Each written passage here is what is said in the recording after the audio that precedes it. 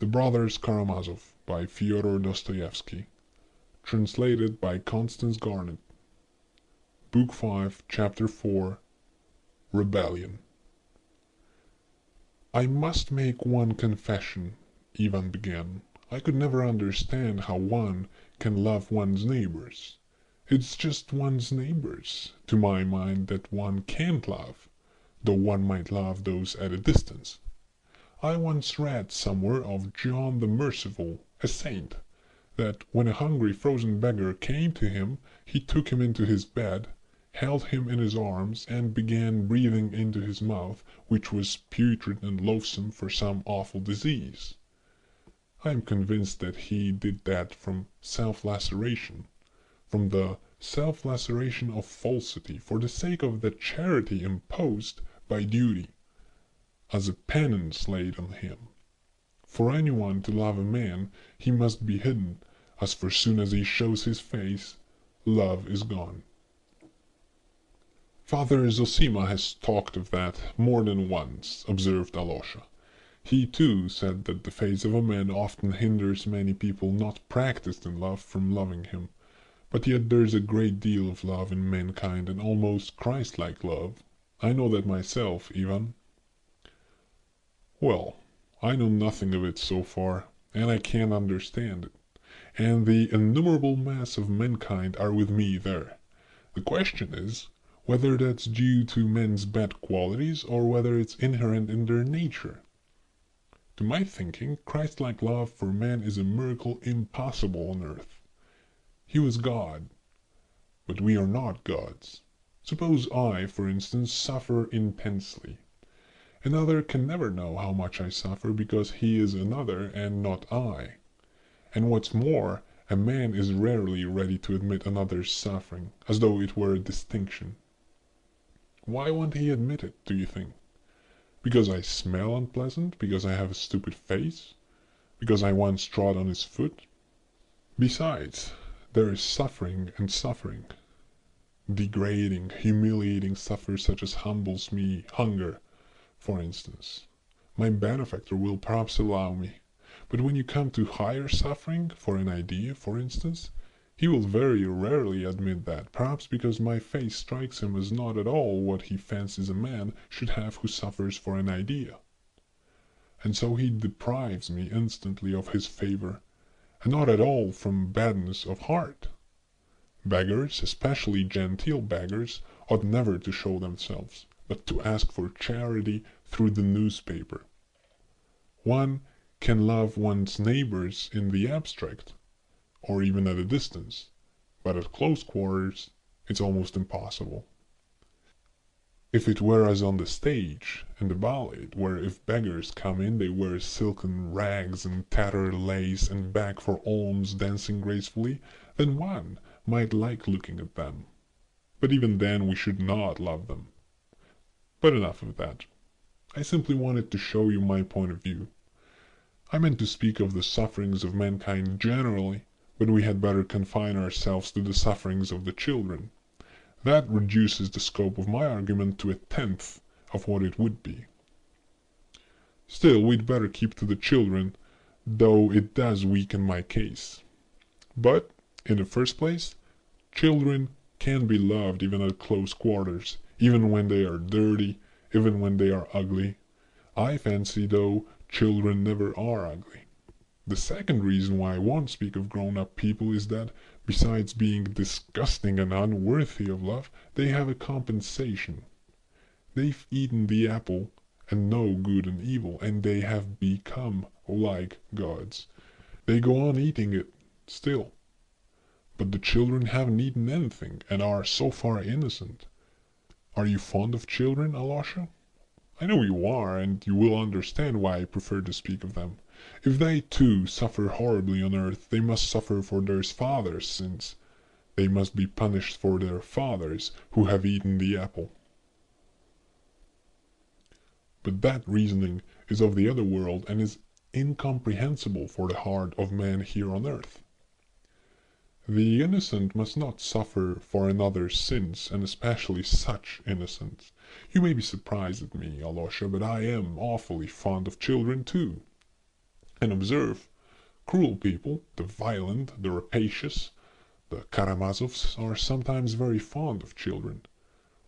Children, while they are quite little, up to 7 for instance, they are so remote from grown-up people they are different creatures, as it were, of a different species. I knew a criminal in the prison who had, in the course of his career as a burglar, murdered whole families, including several children. But when he was in prison, he had a strange affection for them. He spent all his time at his window, watching the children playing in the prison yard.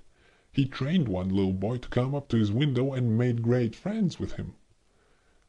You don't know why I'm telling you all this, Alosha. My head aches, and I am sad. You speak with a strange air, observed Alosha uneasily, as though you were not quite yourself. By the way, a Bulgarian I met lately in Moscow, Ivan went on, seeming not to hear his brother's words, told me about the crimes committed by Turks and Circassians in all parts of Bulgaria through fear of a general rising of the Slavs.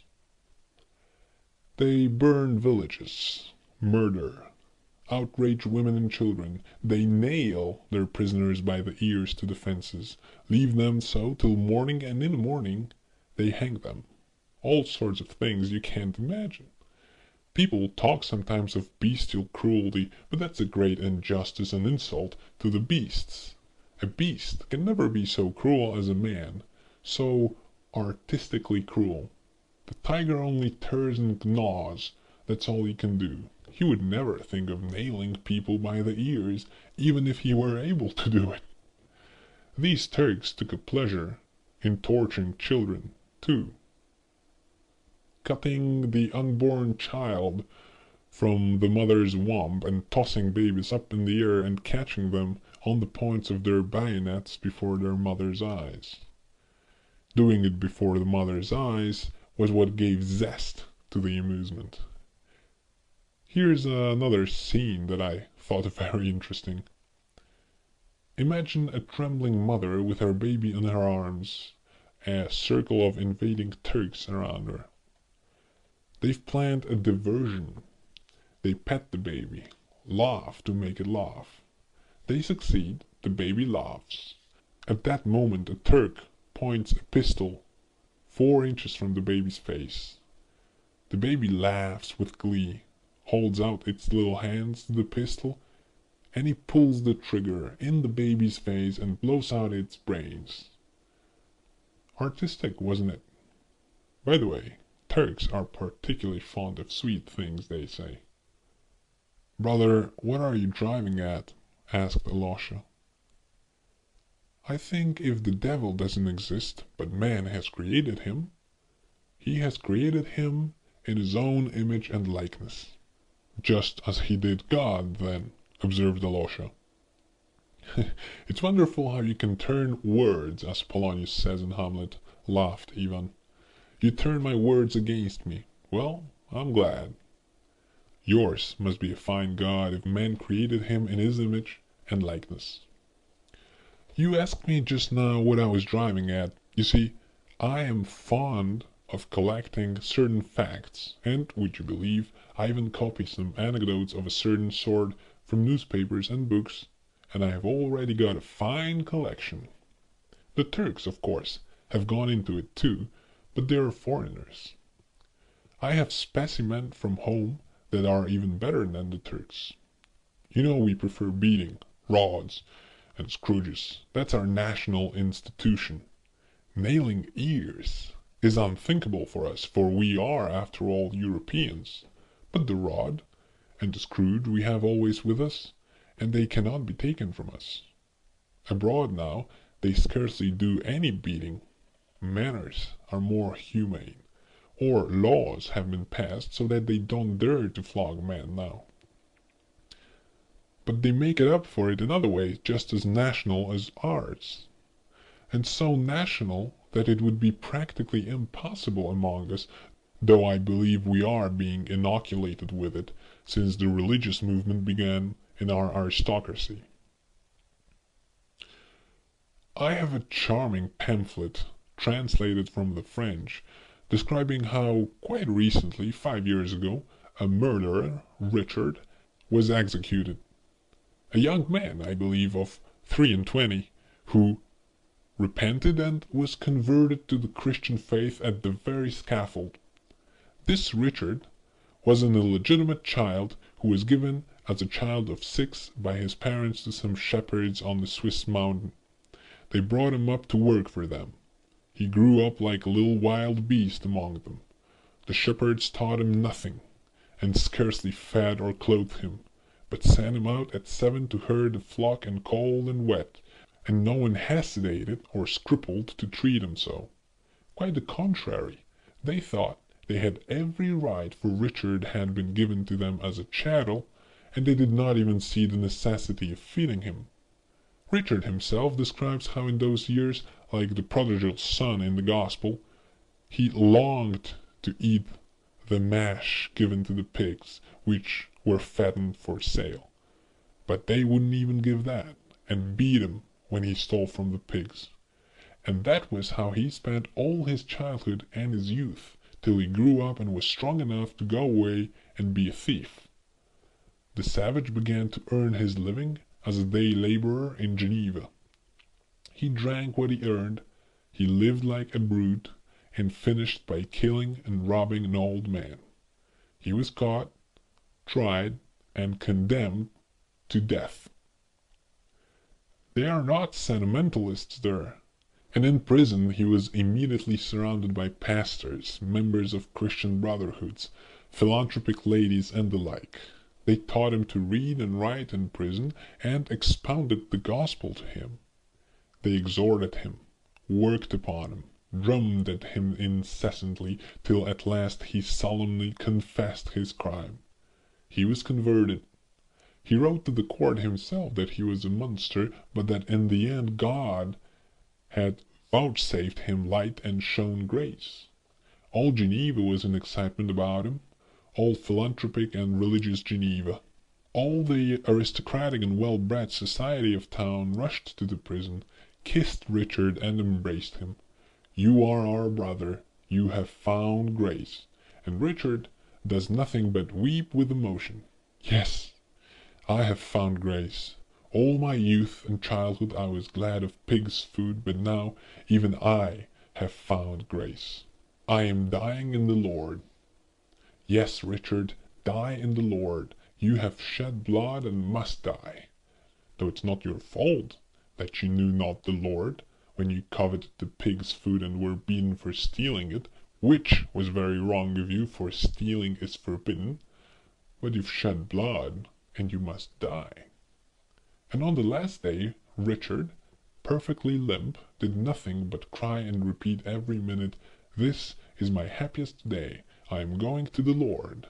"Yes," cried the pastors and the judges and philanthropic ladies, "this is the happiest day of your life, for you are going to the Lord."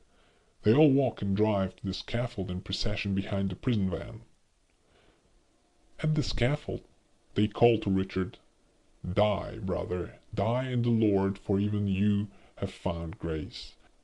And so, covered with his brother's kisses, Richard is dragged onto the scaffold and led to the guillotine.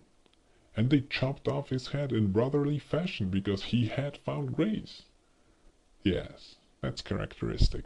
That pamphlet is translated into Russian by some Russian philanthropist of aristocratic rank and evangelical aspirations, and has been distributed gratis for the enlightenment of the people. The case of Richard is interesting because it's national. Though to us it's absurd to cut off a man's head because he has become our brother and has found grace, yet we have our own speciality, which is all but worse. Our historical pastime is the direct satisfaction of inflicting pain. There are lines in Nekrasov describing how a peasant lashed the horse on the ice on its meek eyes. Everyone must have seen it. It's peculiarly Russian. He describes how a feeble little nag has foundered under too heavy a load and cannot move. The peasant beats it savagely, beats it at last, not knowing what he is doing in the intoxication of cruelty, thrashes it mercilessly over and over again. However weak you are, you must pull. You'll die for it. The nag strains, and then he begins lashing the poor defenseless creature on its weeping, on its meek eyes. The frantic beast tugs and draws the load, trembling all over, gasping for breath, moving sideways with a sort of unnatural spasmodic action. It's awful in Nekrasov. But that, only a horse. And God has horses to be beaten. So the Tatars have taught us, and they left us the note as a remembrance of it. But man, too, can be beaten. A well-educated, cultured gentleman and his wife beat their own child with a birch rod, a girl of 7. I have an exact account of it. The papa was glad that the birch was covered with twigs. It stings more, he said, and so he began stinging his daughter. I know for a fact there are people who at every blow are worked up to sensuality, to literal sensuality which increases progressively at every blow they inflict. They beat for a minute, for 5 minutes, for 10 minutes, more often and more savagely. The child screams. At last the child cannot scream, it gasps, "Daddy, Daddy." By some diabolical unseemly chance, the case was brought into court. A counsel is engaged. The Russian people have long called a barrister a conscience for hire. The counsel protests in his client's defense. It's such a simple thing, he says, an everyday domestic event. A father corrects his child. To our shame be it said, it is brought into court. The jury, convinced by him, give a favorable verdict. The public roars with delight that the torturer is acquitted. Pity I wasn't there. I would have proposed to raise a subscription in his honor. Charming pictures. But I've still better things about children. I've collected a great deal about Russian children, Alosha. There was a little girl of 5 who was hated by her father and mother, most worthy and respectable people of good education and breeding. You see, I must repeat again, it is a peculiar characteristic of many people, this love of torturing children, and children only. To all other types of humanity, these torturers behave mildly and benevolently like cultivated and humane Europeans. But they are very fond of tormenting children, even fond of children themselves in that sense. It's just their defenselessness that tempts the tormentor, just the angelic confidence of the child who has no refuge and no appeal that sets his vile blood on fire. In every man, of course, a demon lies hidden, the demon of rage, the demon of lustful heed at the screams of the tortured victim, the demon of lawlessness let off chain, the demon of diseases that follow on vice, gout, kidney disease, and so on. This poor child of 5 was subjected to every possible torture by those cultivated parents. They beat her, thrashed her, kicked her for no reason till her body was one bruise. Then they went to greater refinements of cruelty, shut her up all night in the cold and frost in a privy, and because she didn't ask to be taken up at night, as though a child of 5 sleeping its angelic sound sleep could be trained to wake and ask, they smeared her face and filled her mouth with excrement. And it was her mother did this. And that mother could sleep, hearing the poor child's groans. Can you understand why a little creature who can't even understand what's done to her should beat her little aching heart with her tiny fist in the dark and the cold, and weep her meek unresentful tears to dear kind God to protect her? Do you understand that, friend and brother, you pious and humble novice? Do you understand why this infamy must be and is permitted? Without it, I am told, man could not have existed on earth, for he could not have known good and evil. Why should he know that diabolical good and evil when it costs so much? Why, the whole world of knowledge is not worth that child's prayer to dear kind God. I say nothing of the sufferings of grown-up people. They have eaten the apple, damn them, and the devil take them all. But these little ones? I am making you suffer, Alosha. You are not yourself. I'll leave off if you like. Never mind. I want to suffer too, muttered Alosha. One picture, only one more, because it's so curious, so characteristic, and I have only just read it in some collection of Russian antiquities. I've forgotten the name, I must look it up.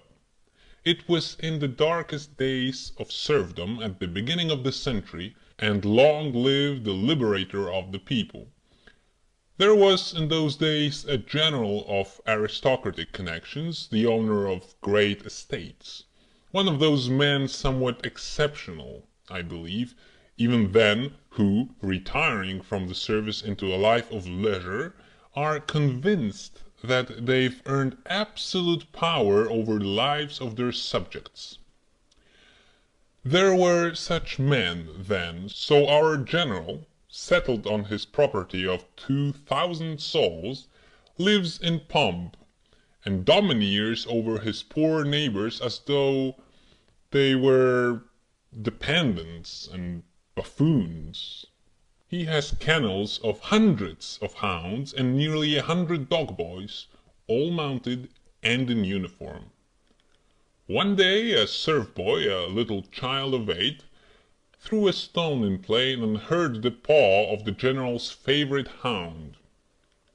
"Why is my favorite dog lame?" He's told that the boy threw a stone that hurt the dog's paw. "So you did it." The general looked the child up and down. "Take him." He was taken from his mother and kept shut up all night. Early that morning the general comes out on horseback with the hounds, his dependents, dog boys, and huntsmen, all mounted round him in full hunting parade. The servants are summoned for their edification, and in front of them all stands the mother of the child. The child is brought from the lookup. It's a gloomy, cold, foggy autumn day, a capital day for hunting. The general orders the child to be undressed. The child is stripped naked. He shivers, numbed with terror, not daring to cry. "Make him run," commands the general. "Run, run!" shout the dog boys. The boy runs. "At him!" yells the general, and he sets the whole pack of hounds on the child. The hounds catch him and tear him to pieces before his mother's eyes. I believe the general was afterwards declared incapable of administering his estates. Well, what did he deserve? To be shot? To be shot for the satisfaction of our moral feelings? Speak, Alosha. To be shot, murmured Alosha, lifting his eyes to Ivan with a pale, twisted smile. Bravo! Cried Ivan, delighted. If even you say so, you're a pretty monk. So there is a little devil sitting in your heart, Alosha Karamazov. What I said was absurd, but that's just the point. That but, cried Ivan. Let me tell you, novice, that the absurd is only too necessary on earth. The world stands on absurdities, and perhaps nothing would have come to pass in it without them. We know what we know. What do you know? I understand nothing, Ivan went on as though in delirium. I don't want to understand anything now. I want to stick to the fact. I made up my mind long ago not to understand. If I try to understand anything, I shall be false to the fact, and I have determined to stick to the fact." "Why are you trying me?" Alyosha cried with sudden distress. "Will you say what you mean at last?" "Of course I will. That's what I've been leading up to. You're dear to me, I don't want to let you go, and I won't give you up to your Zosima." Ivan for a minute was silent. His face became all at once very sad. "Listen. I took the case of children only to make my case clearer. Of the other tears of humanity with which the earth is soaked from its crust to its center, I will say nothing. I have narrowed my subject on purpose. I am a bug, and I recognize in all humility that I cannot understand why the world is arranged as it is. Men are themselves to blame, I suppose. They were given paradise, they wanted freedom, and stole fire from heaven, though they knew they would become unhappy, so there is no need to pity them. With my pitiful, earthly, Euclidean understanding, all I know is that there is suffering and that there are non-guilty. That cause follows effect, simply and directly. That everything flows and finds its level. But that's only Euclidean nonsense, I know that, and I can't consent to live by it. What comfort it is to me that there are non-guilty and that cause follows effect simply and directly, and that I know it? I must have justice, or I will destroy myself.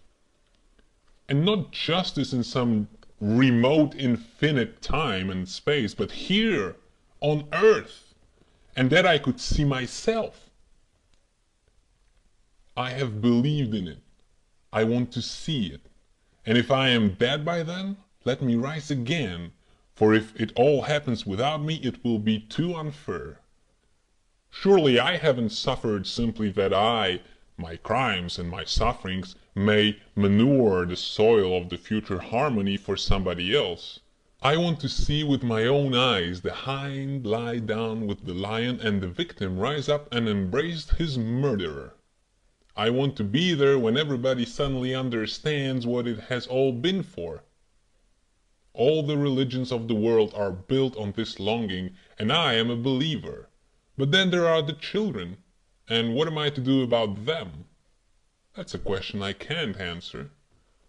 For the 100th time I repeat, there are numbers of questions, but I've only taken the children because in their case what I mean is so unanswerably clear. Listen, if all must suffer to pay for the eternal harmony, what have children to do with it? Tell me, please. It's beyond all comprehension why they should suffer and why they should pay for the harmony. Why should they, too, furnish material to enrich the soil for the harmony of the future? I understand solidarity in sin among men. I understand solidarity in retribution, too. But there can be no such solidarity with children. And if it is really true that they must share responsibility for all their father's crimes, such a truth is not of this world and is beyond my comprehension. Some jester will say, perhaps, that the child would have grown up and have sinned, but you see he didn't grow up. He was torn to pieces by the dogs at 8 years old. Oh, Alyosha, I am not blaspheming. I understand, of course, what an upheaval of the universe it will be when everything in heaven and earth blends in one hymn of praise, and everything that lives and has lived cries aloud, "Thou art just, O Lord, for thy ways are revealed."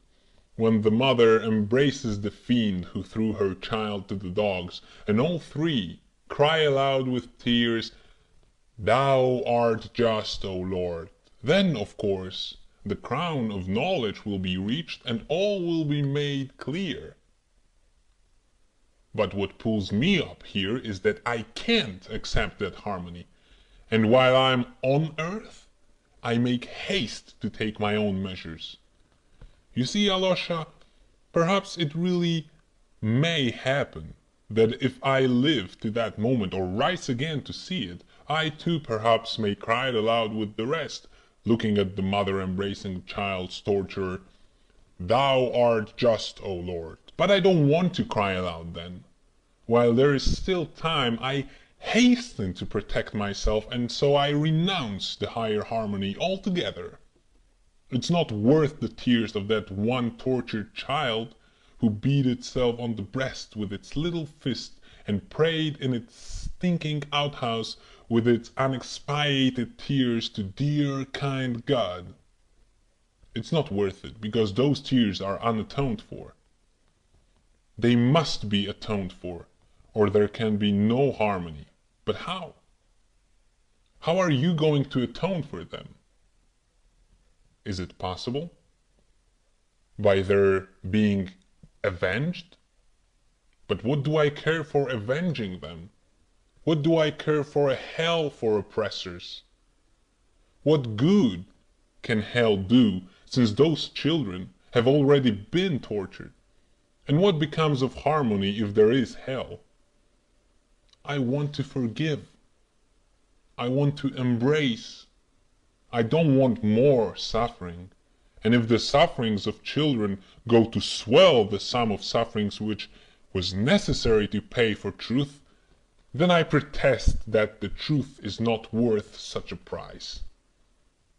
I don't want the mother to embrace the oppressor who threw her son to the dogs.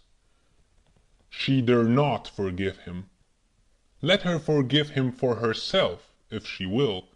Let her forgive the torturer for the immeasurable suffering of her mother's heart. But the sufferings of her tortured child she has no right to forgive. She dare not forgive the torturer, even if the child were to forgive him. And if that is so, if they dare not forgive, what becomes of harmony? Is there in the whole world a being who would have the right to forgive and could forgive? I don't want harmony. From love for humanity, I don't want it. I would rather be left with the unavenged suffering. I would rather remain with my unavenged suffering and unsatisfied indignation, even if I were wrong. Besides, too high a price is asked for harmony. It's beyond our means to pay so much to enter on it. And so I hasten to give back my entrance ticket, and if I am an honest man, I am bound to give it back as soon as possible. And that I am doing. It's not God that I don't accept, Alosha. Only I most respectfully return him the ticket. That's rebellion, murmured Alosha, looking down. Rebellion? I am sorry you call it that, said Ivan earnestly. One can hardly live in rebellion, and I want to live. Tell me yourself, I challenge your answer. Imagine that you are creating a fabric of human destiny with the object of making men happy in the end, giving them peace and rest at last, but that it was essential and inevitable to torture to death only one tiny creature, that baby beating its breast with its fist, for instance, and to found that edifice on its unavenged tears. Would you consent to be the architect on those conditions? Tell me, and tell the truth. No, I wouldn't consent, said Alosha softly. And can you admit the idea that men for whom you are building it would agree to accept their happiness on the foundation of the unexpiated blood of a little victim? And accepting it would remain happy forever? No, I can't admit it, brother, said Alosha suddenly with flashing eyes. You said just now, is there a being in the whole world who would have the right to forgive and could forgive? But there is a being, and he can forgive everything, all and for all, because he gave his innocent blood for all and everything. You have forgotten him, and on him is built the edifice. And it is to him they cry aloud, Thou art just, O Lord, for thy ways are revealed. The one without sin and his blood. No, I have not forgotten him. On the contrary, I have been wondering all the time how it was you did not bring him in before. For usually all arguments on your side put him in the foreground. Do you know, Alyosha? Don't laugh. I made a poem about a year ago. If you can waste another 10 minutes on me, I'll tell it to you. You wrote a poem? Oh no, I didn't write it, laughed Ivan, and I've never written 2 lines of poetry in my life. But I made up this poem in prose and I remembered it. I was carried away when I made it up. You will be my first reader, that is, listener. Why should an author forego even one listener? Smiled Ivan. Shall I tell it to you? I am all attention, said Alyosha. My poem is called The Grand Inquisitor. It's a ridiculous thing, but I want to tell it to you. End of chapter 4 of book 5.